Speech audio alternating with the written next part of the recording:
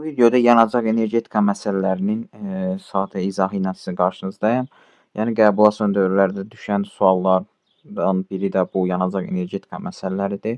Bəziləri üçün bu məsələlər çətindir, ancaq bu çox əslində qaydanı biləndən sonra daha asan şəkildə həll etmək olur. Birinci ilk olaraq biz yanacaq əmsallarına bir dənə fikir verək. Fikir verin, məsələn, yanan maddələrdən, yəni yanacaq energetikadan, yəni yanacaq əmsalları fikir verin, ən aşağı yanar şistdir, 0.3-dür əmsalı.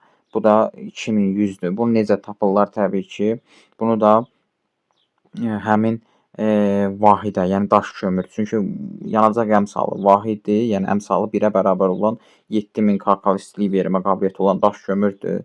Onun əsasən də bu əmsalları həmin 7000-ə vuraraq, belə deyək də, onun daha doğrusu istilik vermə qabiliyyətini tapırsan, vahidə vuraraq. Yenə də 0.3-ü vuranda 7000-ə eləyir 2100.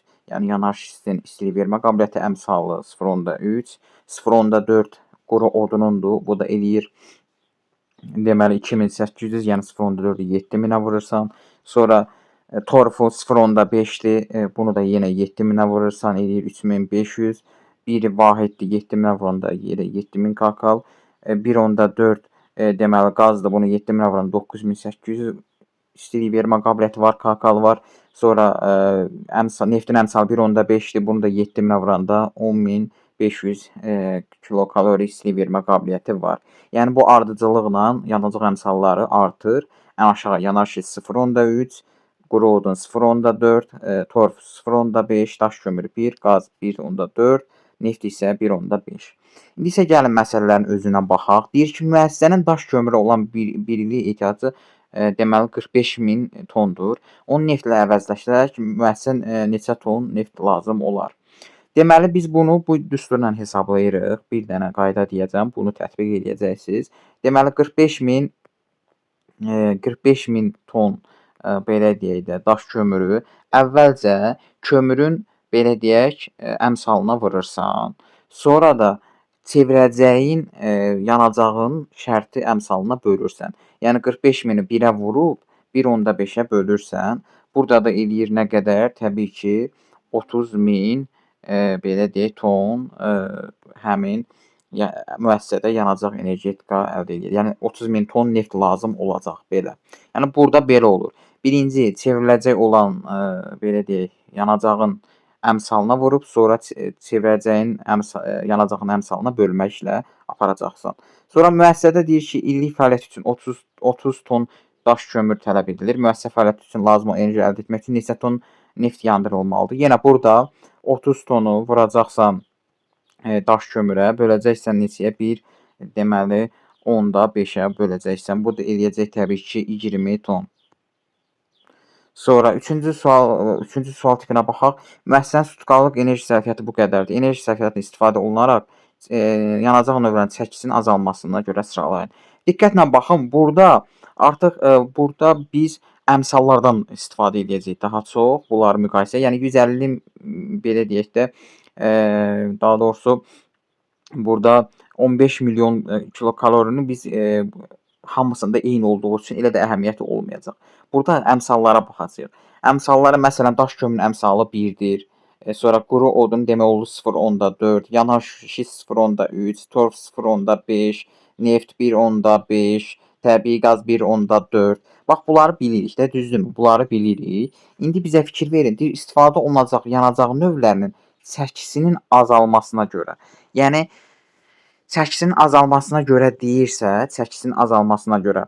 Yəni ən çox biz elə ən aşağı əmsalı götürməliyik ki, orada birinci ondan başlamalıyıq ki, çünki orada istilik vermə qabiliyyəti az olsun. Yəni nə qədər çox çəki lazımdırsa, o qədər yəni istilik vermə qabiliyyəti də az olsun ki, buna bərabər olsun da. İndi fikir verin, birinci ən aşağı istilik vermə qabiliyyəti hansıdır? Yanar şist 0.3. Deməli biz burada 4-ü götürəcəyik. Çəkisini azaltmalıyıq da, yavaş-yavaş azaltmalıyıq. Sonra burada quru odunu götürəcəyik, 2, 0.4. Sonra burada biz təbii ki 0.5, 3-ü götürəcəyik. Bunu da diqqətlə götürməliyik, çünki 3-də 0.5-dir. Sonra daş kömürü götürməliyik, 1-dir. qazı götürməliyik 6-dır, bir də ki, nefti götürməliyik 5. Yəni əmsallar artdıqca bunun çəkisi də azalır. Çünki əmsal çoxaldıqca burada təbii ki, biraz da o belə deyək də, yanacaqdan az istifadə edirsən. Çünki əmsal çoxaldıqca istilik vermə qabiliyyəti də artır və avtomatik olaraq yanacağın da səviyyəsi azalır. Burada elə bax, bu düzgün variant kimi seçə biləcəyik. Burada yəni 2 dənədir bu sualdan. Sonra bura baxaq, deyir ki, müəssisənin deyir ki, illik tələbatı ödəmək üçün 80.000 ton lazımdır. Nefti əvəz etmək. Yenə burada əvəz edəndə 80.000-i vurursan, deməli, neftin əmsalına bölürsən daş kömürün əmsalına. Bu qədər. Bu da təqribən eləyəcək nə qədər? Bu da eləyəcək 120.000. C variantı. Sonra növbəti suala baxaq. Müəssisənin illik enerji ödəmək üçün yenə 80.000 ton 80.000 vurulsun, qaza əvəz edici. Yenə burada təbii qazdır 1/4-dür. Daş kömürü yenə də 1-ə böləcəksən. Bunda bir dəfə də buna vuracaqsan. Deməli 8 4 32, 8122, bir dənə də 3 0 yanında. 112 daha doğrusu 122, 112, bir dənə də 3 0 da yanında. Cavab C variantı. Aha. Əslində 8 4 hə, düzdür. 112, 3 dənə də 0 yanında budur. C variantıdır. Sonra 15-ə baxaq, sonuncu suala baxacağıq. 5 kilometr daş kömürü yandırarkən verdiyi enerji almaq üçün istifadə olunan yanarlı hissinin miqdarını tapın. Yenə 5-i vururuq 1-ə, bölürük yanarlı hiss neçə idi?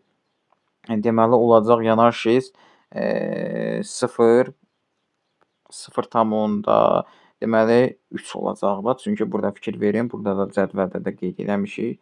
Var. Yanarlı hiss 0,3-dür.